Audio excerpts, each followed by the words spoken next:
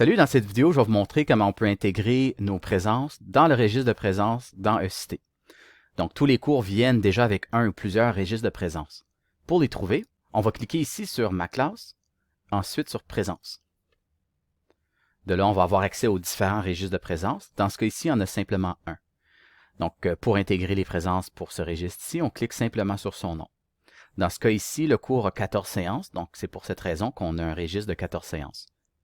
Parfois, vous allez voir aussi des registres de 28 séances dans les cours. Donc, pour les cours, par exemple, qui ont 2 séances par semaine. Vous pouvez aussi créer un registre personnalisé et je vais vous montrer comment faire dans une autre vidéo. Donc, pour continuer ici, on va cliquer sur Présence, 14 séances. On voit un tableau plus bas ici avec les noms des étudiants et une colonne qui correspond à chacune des séances.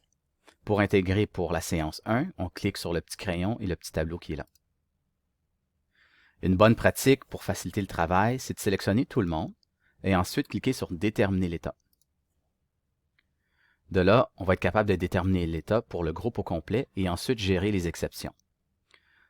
Le barème fonctionne de cette façon, donc A c'est pour absent, P1 c'est pour présence 1 heure, P2 présence 2 heures, P3 présence 3 heures.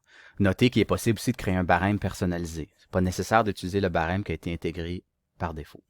Donc, dans ce cas ici, qu'est-ce que je recommande? C'est d'utiliser le P3. Donc, on assume que tout le monde était là pour le cours au complet. Et ensuite, on gère l'exception. Donc, en cliquant ici, on peut aller chercher un autre élément du barème.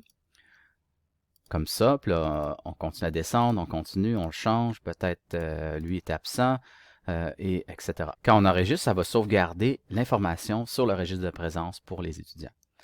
Par défaut, les étudiants ne sont pas informés du registre de présence. C'est un outil vraiment pour les responsables du cours.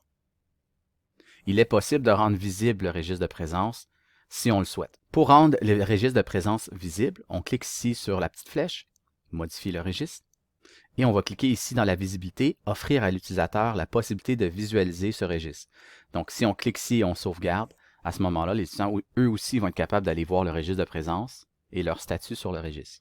Une fois qu'on commence à intégrer des informations dans le tableau, si on va complètement à la droite, on a un résumé des présences pour chacun des étudiants.